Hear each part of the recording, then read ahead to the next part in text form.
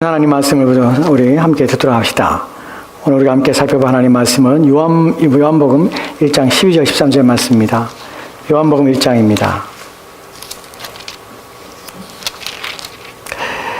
이 구절을 세 번째 보는데 다 외우시죠 이제? 이 정도 되면 다 외우셔야 되는데 세 번째 오늘 마지막 이 구절을 좀 살펴보려고 합니다. 우리 한 목소리로 12절 13절을 같이 읽을까요? 같이 읽겠습니다. 시작. 영접하는 자 곧 그 이름을 믿는 자들에게는 하나님의 자녀가 되는 권세를 주었으니 이는 혈통으로나 육정으로나 사람의 뜻으로 나지 아니하고 오직 하나님께로서 더 난 자들이라. 아멘. 아멘. 잠깐 기도할까요?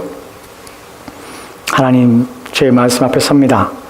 언제나 그렇듯이 우리의 영혼이 주의 말씀을 들을 때 떨리게 하시고 우리의 마음이 감동되게 하시고 하나님의 거룩한 영에 의하여 우리의 마음이 주님을 향하게 도와주시고 하나님 말씀을 붙들게 하시고 하나님 말씀이 이해되게 하시고 깨달아지게 하여 주셔서 우리에게 하시고자 하시는 말씀이 우리의 심령에 깊이 인식되며 인지되어 말씀이 우리 안에 세워지도록 도와주시옵소서. 우리 인생의 주의 말씀 앞에서 하나님의 거룩하신 인도하심 받으며 하나님이 약속하신 모든 복을 받아 누리는 우리 삶 되도록 도와주시옵소서. 주께서 함께 원하며 예수님 이름으로 기도합니다. 아멘. 1714년에 책이 한 권이 출간됩니다. 1774년에 책이 한 권 출간했는데 이 책이 사회에 큰 반향을 일으킵니다. 이유는 두 가지가 있는데 하나는 그 책을 쓴 사람이 그의 나이가 25살 때 이 책을 썼어요. 25살에 한 권의 책을 썼는데 그 책이 엄청난 센세이션을 일으키고 사회에 큰 영향을 미칩니다. 이 책이 출판되지 얼마 되지 않아서 이 책이 금지 도서가 돼요. 젊은이들이 읽지 못하도록 이 책을 불타버리는 일들이 있습니다. 여러분들 이 책의 제목을 제가 말씀드리면 나도 아는데 읽진 않았지만 제목은 알고 있는데 라는 생각이 들 것입니다. 혹시 여러분 젊은 베르테르의 슬픔이라는 책을 알고 계십니까? 한 번은 들어보셨을 것이 아주 유명한 책입니다. 젊은 베르테르의 슬픔이에요. 이 책의 제목이 말하듯이 이 책의 주인공은 젊은 베르테르라는 사람입니다. 이 책은 누가 썼냐면 괴테라는 사람이 썼습니다. 그의 나이 25살에 이 책을 썼습니다. 이 책이 얼마나 유명하고 많은 사람이 읽혔냐면 나폴레옹은 이 책을 16번이나 읽었어요. 심지어는 한국인도 아닌 한국인 것처럼 보이죠? 그런데 한국인이 기업이 큰 대기업이 있습니다. 한국에. 근데 한국 기업도 아니고 일본 기업도 아닌 큰 기업이었는데 그 기업의 이름이 이 소설에 나오는 여자 주인공의 이름을 따서 이름을 지었습니다. 여러분 이 말하면 제가 말씀드리면 알 것이 롯데가 바로 이 젊은 베르테르의 슬픔이라는 책의 여자 주인공의 이름이에요. 여자 주인공의 이름이 원래는 샬롯입니다. 샬롯인데 이 이름이 이 여자가 짧게 불려지는 이름이 롯데라는 이름이에요. 그래서 롯데라는 이름을 신격호 회장이 이 책을 읽고 너무나 감명을 받아서 그 여자 주인공 이름으로 회사의 이름을 삼아요. 그게 롯데예요. 롯데의 상품권을 받아본 적 없지만 그 상품권에 보면 거기에 여자 그림이 있습니다. 그 그림의 주인공이 바로 롯데예요. 이 젊은 베르테르의 슬픔이 왜 금지도서가 됐냐면 이 젊은이들이 이 책을 읽고 나서 공감을 갖고 이 베르테르의 효과라는 것이 일어났기 때문에 그래요. 베르테르의 효과는 두 가지인데 젊은이들이 이 책을 읽고 너무나 감동을 받아서 이 베르테르가 입었던 옷을 따라 입기 시작했어요. 근데 푸른색 연미복을 입고 노란색 조끼를 이 베르테르가 입습니다. 근데 그것을 젊은이들이 그대로 따라서 해요. 두 번째 특성은 뭐냐면 다 자살을 해요. 이 책을 읽고. 이 책이 비극으로 끝나요. 젊은이들이 이 책에 너무나 심취해서 이 책의 주인공처럼 자기를 그 주인공같이 여겨서 이 주인공이 마지막에 자살하는데 그와 똑같이 자살하는 일들을 하게 됩니다. 설에 의하면 한 2,000명가량의 젊은이들이 죽었다고 그래요. 사실인지 아닌지 모르겠습니다. 그래서 이 책이 금지 도서가 돼요. 이 책의 내용을 잠깐 소개하면 이 책이 왜 젊은이들의 공감들을 형성하게 되면 이 책은 당시에 이렇게 경직되어 있는 귀족 사회의 기적세와 전혀 다른 모습을 글 속에서 표현하기 때문에 그래요. 솔직하고 또한 진솔하며 다루지 않은 내용들을 아주 가감없이 다뤄요. 그 사람의 감정에 대한 문제들을. 이 젊은 이 베르테르라는 사람이 한 여자를 무도에서 만납니다. 첫눈에 반해요. 그 사람이 그 여인 이름이 로테예요. 그 여자를 보자마자 이 사람이 그 여인에게 심취하고 그 여인을 사랑에 불붙기 시작합니다. 근데 문제는 이 로테라는 여자는 이미 정혼한 남자가 있어요. 알베르트라는 남자가 있는데 알베르트라는 남자가 아버지가 상을 당해서 다른 마을에 간 상해에 이 무도회에서 베르테르가 로테를 보는 것이 나중에 알게 됩니다. 이 여인에게는 이미 정혼한 알베르트라는 사람이 있습니다. 여러분 소설에서는 소설을 재밌기 위해서는 그게 극중에 나오는 사람들이 한 사람이 악한 사람이 나오고 한 사람은 선한 사람이 나와서 막 그 독자들을 하여금 악한 사람의 그 악이 막 일어나서 선한 사람을 괴롭히는 것 때문에 갈등하고 그것 때문에 막 재밌어 하는 것이에요. 근데 사실은 이 극중에서 나오는 알베르트라는 이 남자는 너무나 좋은 사람이에요. 너무나 선한 사람이에요. 이 로테란 여인에게 정말 어울리는 사람이에요. 그래서 베르테르가 막 시기심을 가지고 알베르트를 공격하려고 하지만 알베르트는 뭐랄까요, 평안함과 또한 사람을 대하는 깊은 인성으로 오히려 베르테르를 부끄럽게 만들어요. 자기가 좋아하는 여자를 사랑하는데 불구하고 알베르트는 자비심을 가지고 인내를 가지고 거기에 대해서 반응하지 않습니다. 베르테르는 더 슬퍼지는 것이 이 책이 주는 교훈 중에 하나가 무엇이냐면 왜 베르테르는 왜 슬픔 가운데 슬퍼하게 되는가 하는 부분인데 비극적으로 인생을 마치게 되는가 하는 부분인데 가변적인 즉 타인의 마음에 자기의 행복을 뒀기 때문에 그래요. 이 베르테르의 젊은 베르테르의 슬픔이라는 책을 읽고 나면 왜 이 사람이 왜 한 여인에게 집착해서 그 여인에게 자기 인생을 걸까 하는 부분입니다. 사람의 마음에 자기 인생과 삶과 행복을 거는 것이 얼마나 미련한 짓인가 하는 부분이에요. 왜냐하면 사람의 마음은 가변적이거든요. 움직이거든요. 변하기 때문에 그렇습니다. 이 베르테르의 이 책에서 젊은 베르테르의 책에서 이 베르테르가 자기 존재에 대해서 인식하는 부분이 나옵니다. 존재의 부분에서 자기 존재에 대해서 존재의 가치에 대하여 나는 정말 소중한 존재야 라는 것을 인식하게 되는데 어느 때 인식하게 되냐면 그게 그래서 로테란 여인이 자기를 사랑한다는 말을 들었을 때예요. 그 글에 보면 이렇게 표현됐습니다. 볼까요? 그 글에 보면은 베르테르가 이렇게 말합니다. 나를 사랑하다니 로테가 나를 사랑하다니 그녀가 나를 사랑한 이후로 나 자신이 얼마나 소중한 존재가 되었으며 나 스스로 얼마나 숭배한지 아는가. 내 스스로 얼마나 소중한 존재가 되었는지 이때야 자기 자신의 존재의 가치를 인식하게 된다는 것이.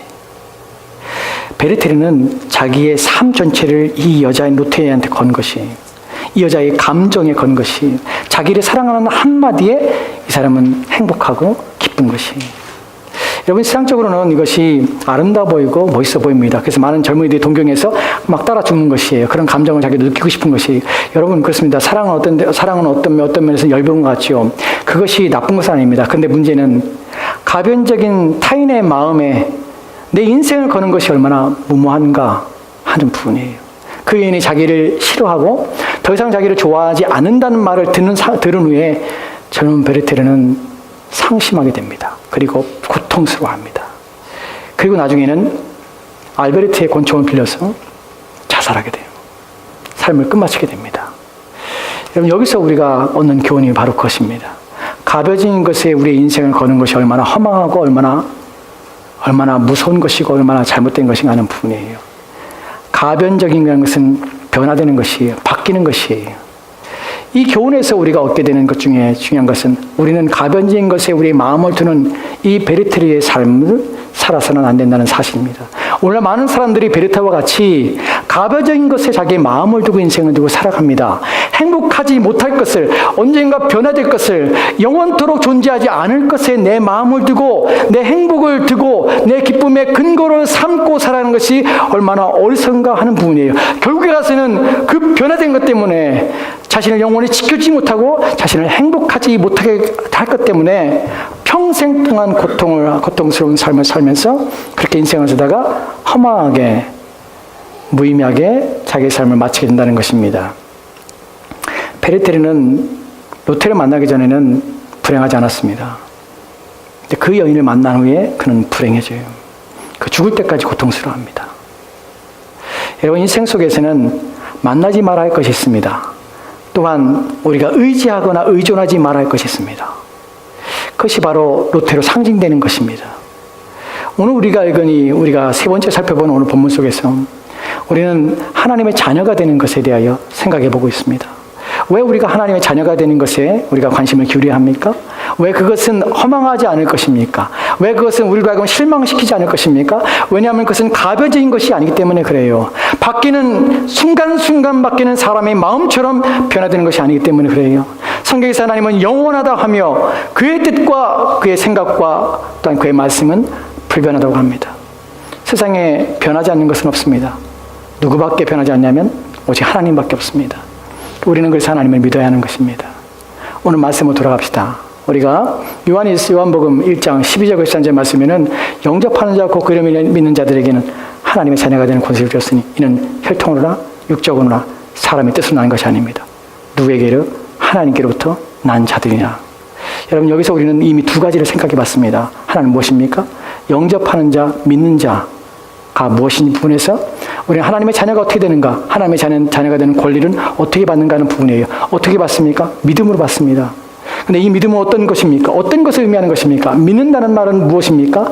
믿는다는 것은 우리의 몸의 무게를 의자에 기대해서 모든 것을 의지하고 의존하는 것처럼 믿는다는 말은 우리의 삶 전체를 그리스도 앞에 올려놓는 것입니다. 그분 앞에 맡기는 것이고 의탁하는 것이 믿는다는 말에 가지고 있는 의미라고 말씀을 드렸습니다.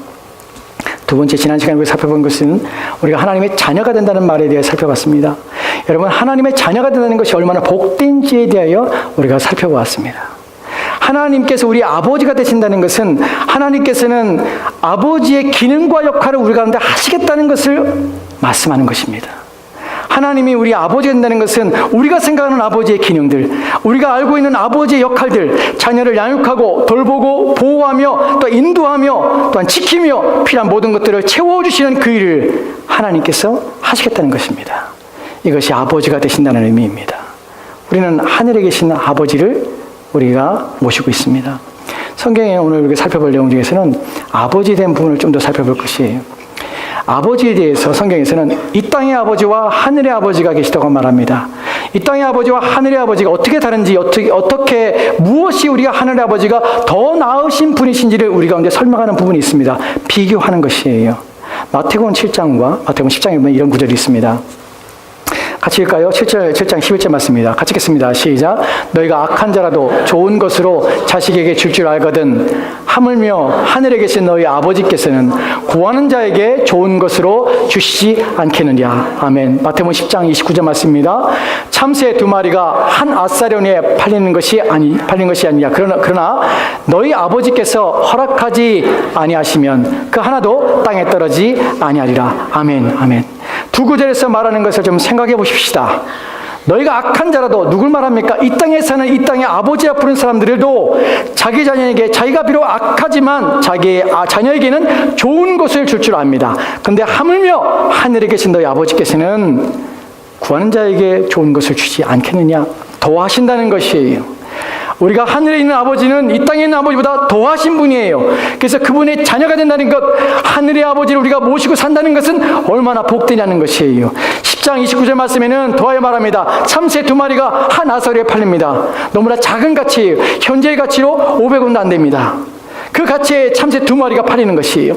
그런데 그 작은 가치인 것들, 때로는 참새 5마리가 2앗사료에 팔려요. 무슨 말입니까? 하나는 덤으로 줄 수 있는 그 하찮은 참새조차도 하나님께서 허락하지 않으면 땅에 떨어지지 않습니다.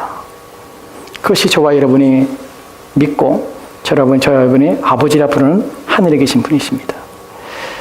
이것이 우리가 하나님을 믿어야 하나님 믿으며 그분을 아버지로 모시는 복이에요. 왜 우리는 하나님의 아버지를 모시는 것을 기뻐하며 즐거워하며 기꺼이 우리 가운데 그런 기회가 있다면 나는 정말 하나님의 아버지를 모시고 싶습니다라는 마음이 우리 안에 일어나야 됩니까? 왜냐하면 이 땅에 있는 아버지보다 비교할 수 없이 우리 가운데 더 큰 은혜와 더 풍성함으로 우리 인생을 채워주시는 분이기 때문에 그렇습니다. 여기에 더하여서 히브리서 12장에 보면은 12장 9절과 10절 말씀에는 도하에서 하늘의 아버지와 땅의 아버지가 우리를 대하는 방식에서 목적이 다르다는 것, 의도가 다르다는 것을 우리는 알 수 있습니다. 어떻게 다른지 이 말씀을 히브리서 12장 9절과 10절입니다. 같이 읽겠습니다. 시작. 또 우리 육신의 아버지가 우리를 징계하여도 공경하였거든 하물며 모든 영이 아버지께 더 복종하여 살려 하지 않겠느냐. 그들은 잠시 자기의 뜻대로 우리를 징계하였거니와 오직 하나님은 우리의 유익을 위하여 그의 거룩하심에 참여하게 하시니라. 아멘. 아멘. 여기 보면 육신의 아버지가 있습니다. 육신의 아버지가 우리를 징계합니다. 징계란 말은 교훈하며 또 훈련하며 책망한다는 말입니다. 우리를 바르게 하기 위한 하나님의 아버지의 양육 방법입니다. 근데 하나님의 아버지가, 이 땅의 아버지가 우리를 훈련하며 양육하는데 또 하늘에, 그런데 불구하고 우리는 그 아버지께 어떻게 하냐면 공경합니다. 또 순종합니다. 따라합니다. 그 아버지의 훈련에 대하여 우리는 우리 자신을 적용합니다. 그렇다면 하물며, 그렇다면 모든 영의 아버지신 하나님께서 우리를 징계하신, 훈련하신 일을 하신다면 우리는 더욱 복종해야 마땅하지 않는가 하는 부분이에요. 왜 그렇습니까? 그 다음에 나오는 내용 때문에 있습니다. 이 땅에 있는 이 땅의 아버지들은, 그들은 잠시 자기의 뜻대로 우리를 징계합니다. 잠시 자기의 뜻대로 자녀들을 양육하며 훈련한다는 것이에요. 이것이 다른 부분입니다. 하늘의 아버지는 어떻게 합니까? 하나님은 우리의 유익을 위하여 그렇게 하신다는 것이에요. 자기의 뜻대로 하는 방법과 우리의 유익을 위하여 하는 목적과는 다른 것입니다. 이 땅의 아버지를 생각해 봅시다. 여러분, 모두 자녀를 키우시죠. 저도 마찬가지입니다. 자녀를 키울 때에 우리는 우리가 원하는 자녀를 만들기 위해서 막 부단히 애렸습니다. 내 눈에 보기 좋고 내 마음에 드는 일들을 우리 자녀에게 요구합니다. 강요합니다. 그래서 내 마음에 드는 아이, 내가 원하는 아이, 내가 뜻하는 대로 복종하며 순종하며 내가 바라는 대로 아이가 자라길 원합니다. 제게도 그런 일이 있습니다.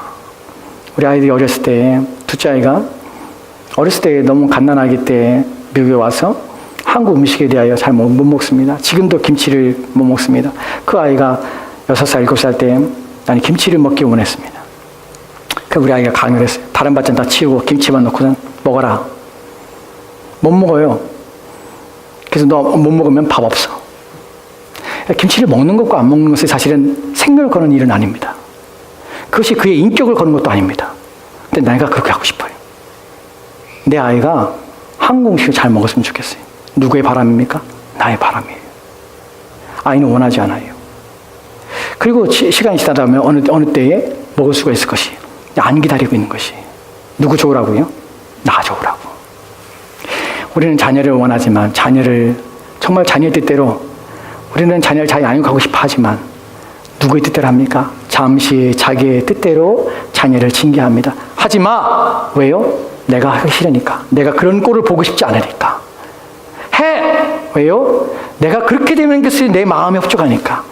우리는 자녀들을 잠시 땅에서 우리 자녀들을 두고 있지만 내 뜻대로 자녀들을 양육하고 싶어서 우리 아이들에게 상처를 주고 윽박지르고 협박하면서 자녀들을 훈련하고 양육합니다. 그래서 내 마음대로 순종하는 아이를 볼 때마다 기분이 좋지요. 무엇인가 내가 부모된 자긍심을 느낍니다. 내 이름을 또 내 명예를 얻기 위하여 또 내가 행복하자고 우리 자녀들에게 좋은 학교를 보내며 아이들이 공부를 열심히 하기 원하며 내 이름 때문에 얼마나 못돼 먹은 짓거리입니까? 근데 우리가 해요. 저도 마찬가지고요. 그럴 때 깨닫습니다. 그러지 말아야지. 그러나 우리 하늘의 아버지는 우리를 그런 식으로 대하지 않습니다. 어리석어서 그렇게 하지 않습니다. 미련하여서 우리 자녀들을 막 대하지 않습니다. 내 눈에 보기 좋은 것이 아니라 하나님께서는 우리의 유익 때문에 우리를 양육하시는 분이라는 사실입니다. 이 부분은 나중에 또 설명을 드리겠습니다. 다시 요한복음 들어갑시다. 요한복음 1장 12절과 13절 맞습니다. 오늘 이 부분에서 우리가 좀 더 관심을 기울이고 또 생각해 볼 것은 무엇이냐면 영접하다는 단어입니다. 이미 여러분에게 영접하다는 의미가 이런 의미라고 말씀드렸습니다. 내 안에 모신다는 것이에요. 모셔서 함께 거한다는 의미예요.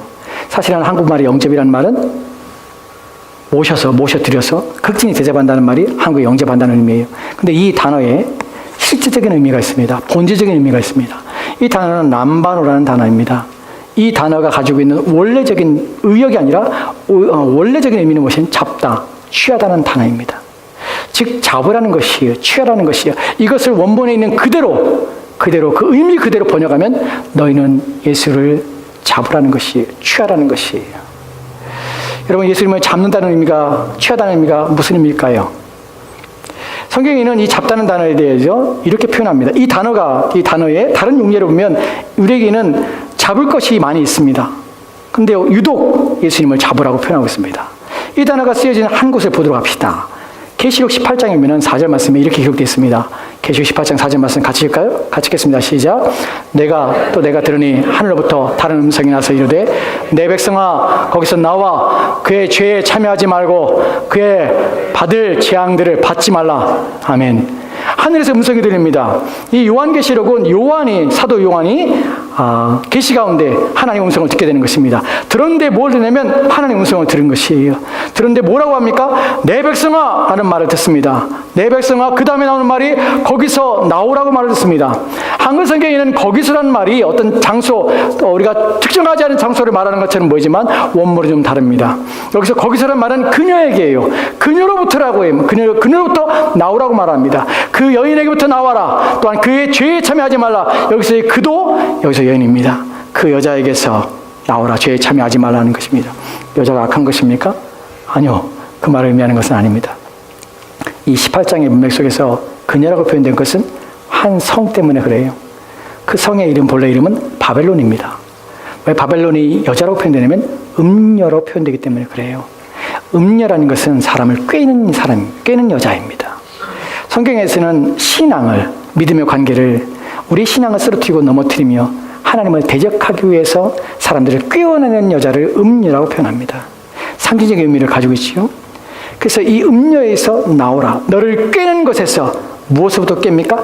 하나님께로부터 돌이키게 하여서 하나님을 대적하며 하나님을 거스리며 또한 하나님을 반대하는 그 모든 상황에서, 믿지 않는 그 모든 상황에서, 하나님을 미워하며 싫어하는 그 모든 상황에서, 거기서 순종하지 않고자 하는 그 모든 상황에서 그 일들을 너에게 요구하며 그것을 가치 있는 것처럼, 의미 있는 것처럼 너에게 요구하는 그 모든 상황에서 너는 나오라는 것이에요.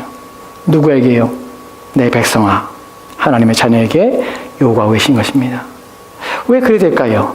왜 하나님께서는 하나님을 거역하며 믿지 않으며 거스리는 그 모든 상황에서 나오는 것이 자기 백성에 유익하다고 말씀하시는 것일까요? 왜냐하면 그 다음의 내용 때문에 그렇습니다. 거기서 나와 그의 죄에 참여하지 말라.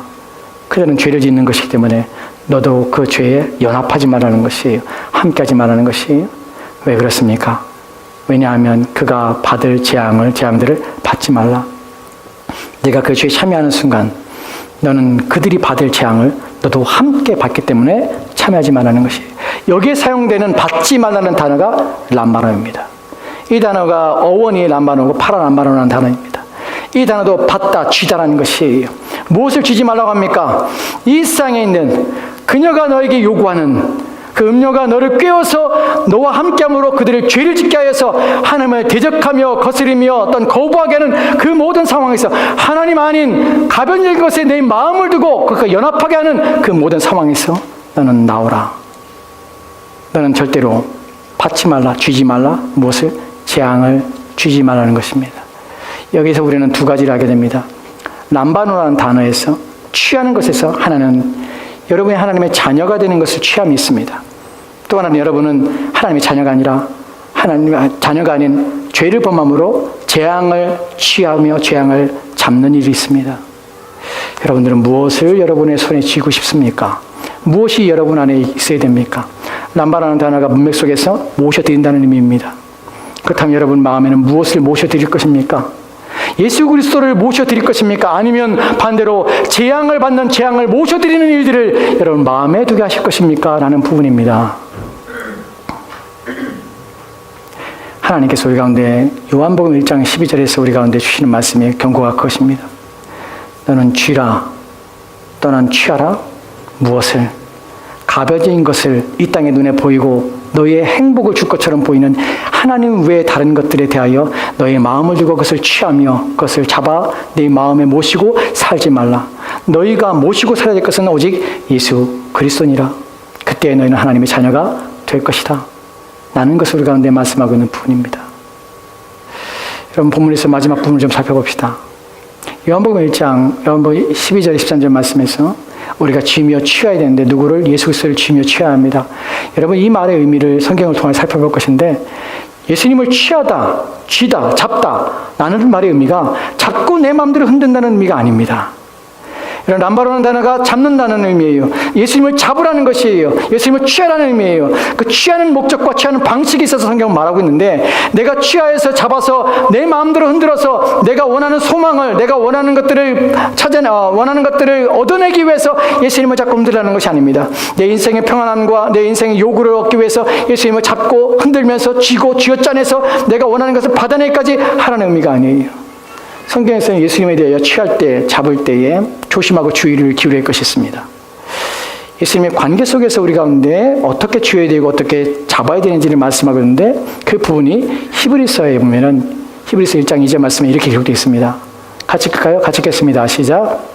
이 모든 날 마지막 날에는 아들을 위하여 우리에게 말씀하셨으니 이 아들을 만유의 상속자로 세우시고 또 그런 말미암아 모든 세계를 지으셨느니라. 아멘. 아들을 얘기합니다. 그리고 이 아들은 어떤 아들입니까? 만유의 상속자를 세우셨고 또 그런 말미암아 모든 세계를 지으셨느니라. 우리가 믿고 있는 예수님은 누구시냐면 내가 지을 상대가 아니라 사실은 그분이 우리 안에 들어오셔서 우리 안에서 함께 거하시는 것이 우리 가운데 복입니다. 왜냐하면 그분은 세상을 창조하신 분이기 때문에 그래요. 우리가 모셔드리는 그분은 이 세상을 있게 하시며 이 세상을 존재케 하시는 분이십니다. 그 구절이 3절 말씀에 이렇게 기록되어 있습니다. 같이 읽겠습니다. 시작. 이는 하나님의 영광의 광채시요 그 본체의 형상이시라. 그의 능력으로 말씀으로 만물을 붙드시며 죄를 정결케 하는 일을 하시고 높은 곳에 계신 지극히 크신 이의 우편에 앉으셨느니라. 아멘. 그는 하나님의 영광의 광채시고요 본체의 형상이라. 무슨 말입니까? 예수 그리스도는 하나님이시란 말이에요. 하나님을 여러분들이 손에 쥐었다고 생각하십니까? 하나님을 여러분이 붙잡고서 여러분 마음대로 흔들 수 있다고 생각하십니까? 여러분이 하나님을 손에 쥐고 쥐어짜서 여러분이 원하는 것을 받아낼 수 있다고 생각하십니까? 절대로 그렇지 않습니다. 그분은 하나님이십니다. 하나님이셔서 이 모든 만물을 지금도 붙들고 계십니다. 무슨 말입니까? 모든 만물이 존재하고 모든 만물이 지속적으로 그 기능을 다하는 것은 예수 그리스도께서 그 모든 만물의 기능을 붙들고 계시기 때문에 그 모든 존재들이 가능하며 그 기능들을 다 하고 있다는 사실입니다. 그 창조주 앞에 우리가 그분을 쥐고 흔들며 우리가 마음대로 할 수 있다는 사실은 오만입니다. 여러분이 하나님 그리스도 예수를 여러분이 모신다는 것은 내 마음대로 하기 위해서 모시는 것과 아니라는 사실입니다. 그분은 죄를 없이 하시는 분뿐만 아니라 하늘에 계셔서 하나님 보좌 우편에 앉아 계십니다. 이 말의 의미가 무엇입니까? 세상을 통치하시는 통치자라는 의미입니다. 세상의 주인은 예수 그리스도십니다. 그렇다면 그분 앞에 우리는 어떤 마음을 가져야 될까요? 그분을 붙잡는다는 말이 무엇일까요? 그분을 잡는다는 말이 무슨 말일까요?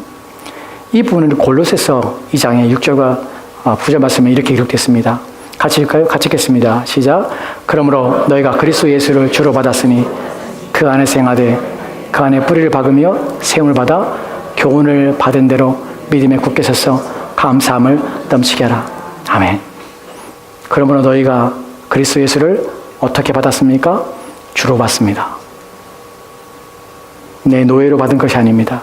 내 물건으로 받은 것이 아닙니다. 내가 원하는 것을 얻어내기 위한 도구로 받은 것이 아닙니다. 주로 받은 것이, 본문에서 주라는 말은 주인의 의미입니다. 여러분, 주라는 의미가 당시에 있어서는 노예와 관계 속에서 주인이라는 단어를 사용한 것입니다. 그렇다면 우리가 예수 그리스도를 주로 받는다는 말은 무슨 말입니까? 그분이 주인이시고 나는 노예라는 것입니다. 나는 종이라는 것입니다. 여러분, 내가 누군가 주인을 모신다는 것, 누군가 섬기고 누군가를 높여들며 누군가의 명령과 지배와 다스림을 한다는 것은 우리 인간에게서는 본성적으로 불편한 것이에요. 아무도 누구 아래에 있고 싶지 않아요, 우리는. 근데 예수 그리스도를 모시는 순간에 누구 아래에 있는 것을 우리는 경험해야 돼요. 그것을 받아들여야 합니다. 여러분이 그리스도인이 되고 하나님의 자녀가 된다고 할 때에 여러분 마음에 무엇이 있으냐면 예수 그리스도가 나의 주인으로 모시며 나는 그분의 종이요 노예로서 자기 자신을 인식한다는 것이, 이것을 여러분이 결정하지 않으면 여러분 하나님의 자녀가 되는 길을 갈 수가 없습니다. 여러분 하나님을 아버지로 모실 수 없습니다. 우리는 예수 그리스도를 주로 받은 것입니다. 주로 받는 것이 여러분 불편하게 느껴지시지만 사실은 이것이 성경에 보면 이 일이 기쁨과 감사함으로 여겨진 사람도 있습니다. 바울의 경우를 보면 그의 글 속에서 그는 너무나 쉽고 너무나 많은 글 속에서 자신이 이 사실에 대하여 너무나 자랑스럽게 여긴다는 의미로 계속해서 글을 씁니다. 로마서나 어떤 다른 서신을 볼 때 그는 이렇게 말합니다. 그리스도의 하나님의 뜻대로 그리스도의 종된 나 바울이라는 표현을 씁니다. 여기서 직역하면 이런 의미입니다. 하나님의 뜻으로 그리스도의 노예된 나 바울이라는 표현을 쓴다는 것이, 내가 그리스도의 노예가 있다는 것이 얼마나 감사한지, 얼마나 복된지를 의도적으로 표현하고 있다는 사실이에요. 여러분, 누군가의 아래에 들어서 누군가의 지배를 받고 누군가의 통치와 누군가의 다스림을 받아서 여러분이 누군가에게 순종한다는 사실이 불편하지 않습니다. 왜냐하면 그것이 누군가에 따라 다르기 때문에 그래요. 그분이 누군가에 따라 다릅니다. 그분이 그리스도라면 다릅니다. 이것이 다른 부분입니다. 여러분, 유명한 영화가 있죠. 배너라는 영화가 있죠. 그 영화에서 찰튼 헤스턴이 주인공 역할을 했어요. 배너 역할을 했습니다. 배너가 유대인으로 아주 부유하게 살았습니다. 근데 한 번의 실수를 하죠. 자기 여동생이 실수를 해서 총독이 지나가는 것을 보기 위해서 그 담에 서 있다가 독돌이 떨어지는 바람에 총독 암살죄로 누명을 떼서 이 배너가 노예로 팔려가게 됩니다. 국가노예가 돼요. 로마 노예가 됩니다. 그래서 팔려서 갤리선이라는 배를 타게 됩니다. 그 갤리선이라는 배는 어떤 배냐면 전투에 사용되는 배예요. 빠른 속력을 내기 위해서 바람의 영향으로 가는 배가 아니라 노를 져서 가는 배입니다. 지하 밑바닥에, 배의 밑바닥에서 노를 젓고 있습니다. 우리가 그 영화를 보면 노를 졌는데 대부분의 노예들은 노를 절 때 1년을 살지 못합니다. 모두가 다 죽습니다. 근데 이 배너는 3년을 살아남아요. 복수심에 의해서. 끝까지 자기의 생명을 이어갑니다. 그리고 그러던 가운데 아리우스라는 사람을 만납니다. 아리우스는 누구냐면 로마의 장군이었어요. 해적을 소탕하기 위해서 군단을 이끌고 가는데 이 배너가 그의 군단에 소속해서 그 군단의 배 한쪽에서 지하에서 노를 젓기 시작합니다. 3년이라는 시간이 지났는데 전쟁이 벌어졌습니다. 근데 안타깝게도 그 장군이 탄 배가 불에 타고 침몰하게 됩니다. 그때 장군이 뗏목에 의지할 때 배너가 그 사람을 건져줘 살리게 합니다. 근데 장군의 생각에는 이 아리우스가 전쟁에 패한 자고 자살하려고 그래요. 근데 배너가 막습니다. 죽지 못하게. 그리고 끝까지 살립니다. 근데 결론을 보면, 뒤에 보면, 내용을 보면 이 바다에서 떠다니던 이 아리우스와 배너를 로마 군단의 배가 발견하게 됩니다. 그리고 그를 건져 올리게 되는데 다행히게 전쟁에 승리한 것이, 그래서 개선장군으로 아리우스가 로마로 갑니다. 그때에 자기를 살려준 이 배너를 황제에게 요구해서 국가의 노예에서 해방시켜줍니다. 그리고 누구의 노예로 귀속시키냐면 자기의 노예로 귀속시켜요. 그래서 국가의 노예에서 배너는 아리우스라는 장군의 개인 노예가 됩니다. 근데 배너를 데리고 있으면서 이 사람에 대해서 아리우스가 자꾸 마음을 두기 시작합니다. 너무나 괜찮은 놈이야. 그 자꾸만 신경 쓰고 똑똑하며 또 이렇게 노예로 있을 사람이 아니에요. 그 결국에는 이 아리우스가 배너를 자기 아들로 삼습니다. 우리가 잘 아는 장면 있죠. 아버지 인장을 아들에게 주고 배너가 아버지 인장을 가지고 아버지의 상속자가 되어서 아버지의 모든 권한을 자기가 행사하는 장면입니다. 그 메살라와 나중에 싸우는 장면이 나오지요. 그 장면에서 우리가 보게 되는 것이 무엇이냐면 노예의 신분에서 어떤 주인을 만나는가 하는 부분이에요. 그가 노예에서 갤리선에서 그가 다 1년 만에 죽었던 그 장소에서 끝까지 살아남아서 아리우스의 아들이 됩니다. 아리우스는 그를 복원시킵니다. 우리가 그리스도를 만날 때 우리는 노예의 삶을 살아가지만, 죄의 노예의 삶을 살아가지만 그리스도 예수를 만날 때 그는 그의 인장을 빼내서 우리의 손에 껴서 우리를 뭐라고 부르시냐면 나의 아들아라고 부르시는 것이, 저와 여러분이 그리스도의 노예가 된다는 사실은 하나님의 자녀가 되는 것입니다. 그렇기 때문에 우리는 그리스도의 노예가 되는 것을 당연하게 마땅하게 여기게 되는 것이에요. 여러분이 그리스도의 노예로 산다는 것은 여러분의 불행해지는 것이 아니라 여러분의 인생에서 가장 귀한 것을 얻게 되며 여러분의 삶을 안전하게 하며 여러분의 인생을 가장 가치 있는 것에 두게 되는 것입니다. 불변하신 하나님을 믿으십시오. 가변적인 인생에, 가변적인 것에 여러분 마음을 두고 사지 마십시오. 하나님의 자녀가 되는 일에 온 마음을 기울이십시오. 그것만이 여러분의 영혼과 여러분의 육체를 안전하게 하는 길입니다. 기도합시다. 하나님, 오늘 우리가 주의 말씀을 듣습니다. 그리스도 예수를 영접하게 하여 주옵소서. 그분이 나의 주로 우리가 모셔쓰게 하여 주옵소서. 내 마음에 그분이 주인 되어 주셔서 내 인생을 이끌어가게 하옵소서. 우리는 길을 잃어볼 때가 많이 있고 우리는 우둔하고 어리석어서 하나님이 원치 않는 길을 가므로 하나님, 우리는 우리 인생에서 재앙을 우리 마음에 모시고 재앙을 받아들이며 재앙을 쥐고 그것이 내가 불을 품고 섭에 들어가는 것처럼 어리석은 이라는 사실을